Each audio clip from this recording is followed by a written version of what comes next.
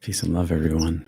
I can't say that I love listening to Ready Squirrel all day. I just wish I spoke Ready Squirrel's language. I don't know if you can hear Ready out there. Thanks for being here live this morning. Welcome to our meditation time. Thanks for watching by recording.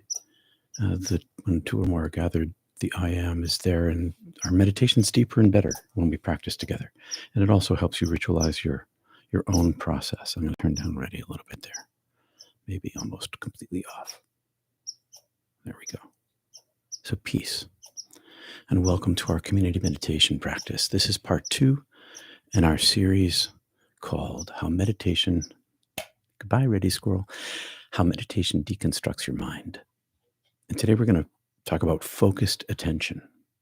And this is what we've been practicing here for a long time, centering prayer. It's very similar to this, a simple and transformative meditative practice. Focused attention. That's what we're talking about, focused attention with breath. Now, this series is inspired by an essay titled How Meditation Deconstructs Your Mind, published in Vox. And it highlights some of the latest scientific research on meditation and how it changes how our brain works. We'll explore key concepts, the predictive mind and precision weighting, and we've done some of that already, and the 4 main stages of meditation: focused attention today, open monitoring, also known as mindfulness, non-dual practices, and cessation. So let's go back and remind ourselves that the predictive mind, which is this fascinating model that explains how our brains work.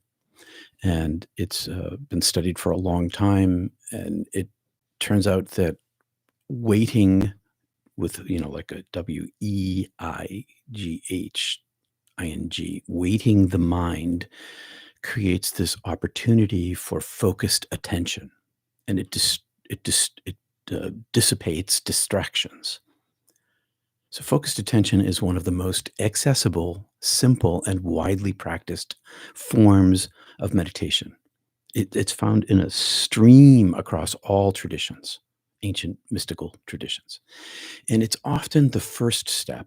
We've been practicing it a lot. And I know some of you have got to the next step, which is mindfulness. But it's the first step in mindfulness practice and the foundation for exploring more profound meditative techniques. Because as you found in my Kriya class on Tuesday, there's a lot to this. There's a lot deeper you can go. Surface is great. If you only focus on focused attention, that's super fine because it's going to lead you into other things. But those other things are many. Now, this practice, focused meditation, involves directing our full awareness on a single point of focus, such as your breath, mantra, or a sensation of your body. While it might sound simple, focused attention profoundly impacts, permanently rewires how the brain works. And it helps calm mental chatter and bring clarity to your thoughts and emotions daily and cumulatively over a lifetime. The main goal of focused attention is to calm the mind by sharpening our focus on one object. Now think of it as turning down the volume, like I did to Ready Squirrel. Turn down the volume on turn down the volume on everything else, and turn up the volume on your chosen focus point. This adjustment helps quiet those distractions and creates this relaxed, centered mind. Imagine it like using a camera. When you focus sharply on one object, everything else in the background becomes blurred. Have you ever noticed this in films? They use a particular kind of camera so that the background is blurred and the foreground is focused. Similarly, honing in on your breath, a word, a sensation of your body, allows unnecessary thoughts and worries just to fade to the background, making room for this calm and clarity. The power of focused attention lies in its ability to reshape the wiring of the brain, how the mind works, what the processes are, and it prioritizes information. Focused attention prioritizes information. When you choose an object of focus, like I love to use the breath, but so feeling the breath enter your nose, go to the back of your throat, the top of the back of your throat. You can feel it and you can hear it. This gives your brain more important, vivid, clear awareness.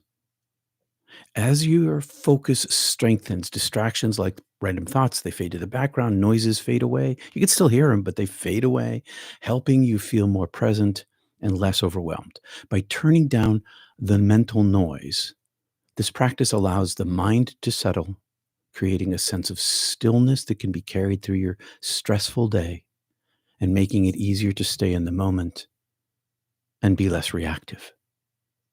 Focused attention is simple to practice and perfect for beginners and advanced. Here's the simple step by step.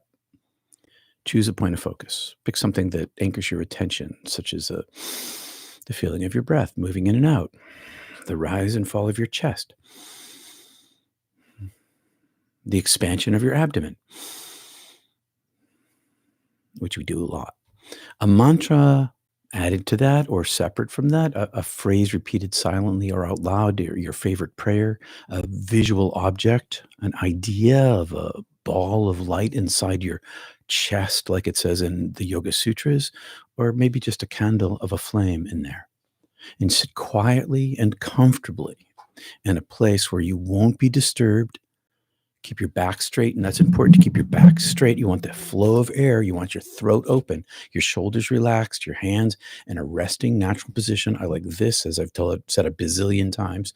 Focus on the object you've chosen and notice the details if you're looking at an imaginative object. Feel the air entering your nose and leaving your nose, your nostrils, in a rhythm. You can feel the temperature of the air as it comes in at the back of your nasal capacity channels.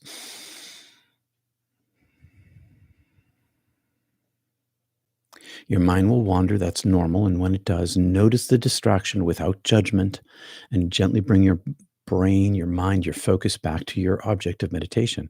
And we practice 20 minutes here. Sometimes I practice an hour. Sometimes I practice 30 minutes. Mostly, I'm a 20-minute guy and I do use it throughout the day. I'll do a minute here, a minute there. You can start with 5 or 10 minutes. Use your clock, gradually increasing your time, extending your practice gradually over time, and your ability to maintain focus will strengthen. And this is important for people who have ADHD, especially. If you have a distractible mind, you can still train your mind. I have ADHD, but when I choose to focus my mind with my willful attention, I can totally do that. I used to only be able to do that on things where my attention was grabbed. But now I can do it on kind of whatever I want. And of course, I get bored anyway doing the stuff that I don't like. But okay, everybody does. At least I do. But I can bring my mind. I took an ADHD test the other day on Facebook where it showed this point in the middle and 3 points around. And when you concentrate on the middle, that all of the points around disappear. And it says, if you can do that, you don't have ADHD. Well, I know I do, but I also know that I've trained my mind to focus just like I did right now, and those distractions will fade. Focused attention offers various mental, emotional, spiritual, and physical benefits. It helps quiet the noise in your mind, improving your ability to think and stay present, to think clearly and stay present.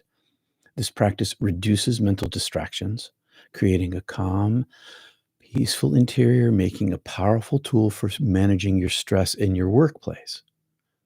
Regular practice strengthens one's ability to concentrate, helping one stay focused on everyday activities. Focused attention builds mental discipline needed for more advanced meditation techniques, such as open monitoring, non-dual practice. And focused attention is more than just a relaxation tool or a stress reduction tool.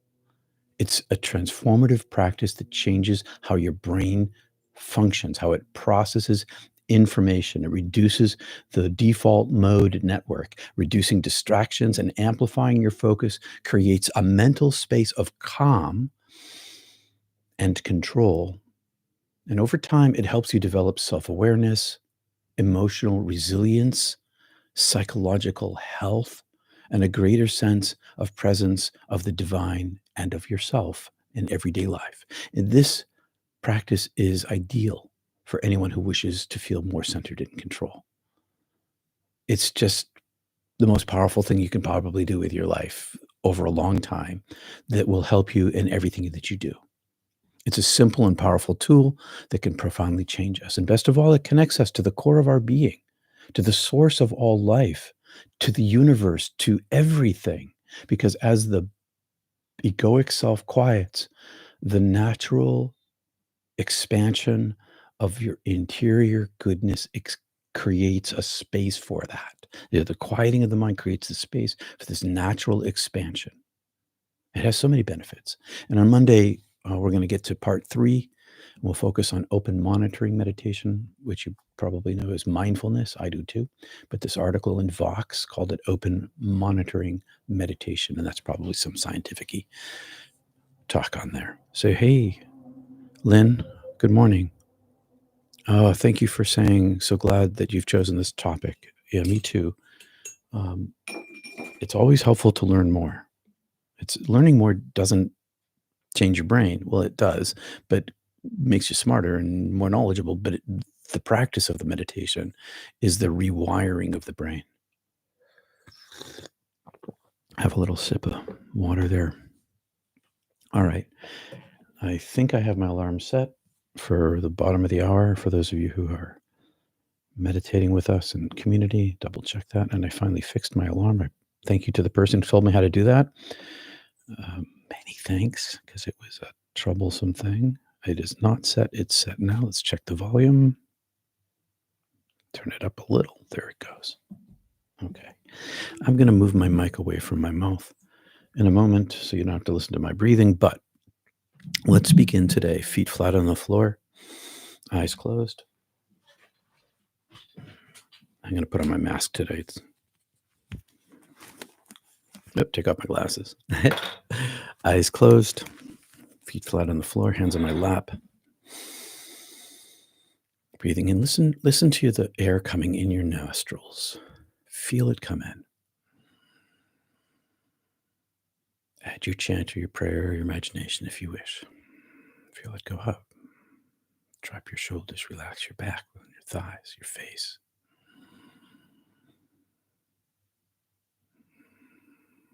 Concentrate on your nostrils.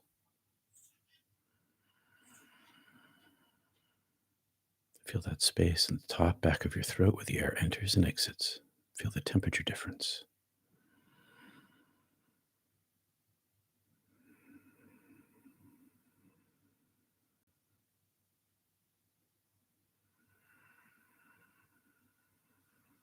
Slow and steady. Pause at the top and bottom of your breath. On your own.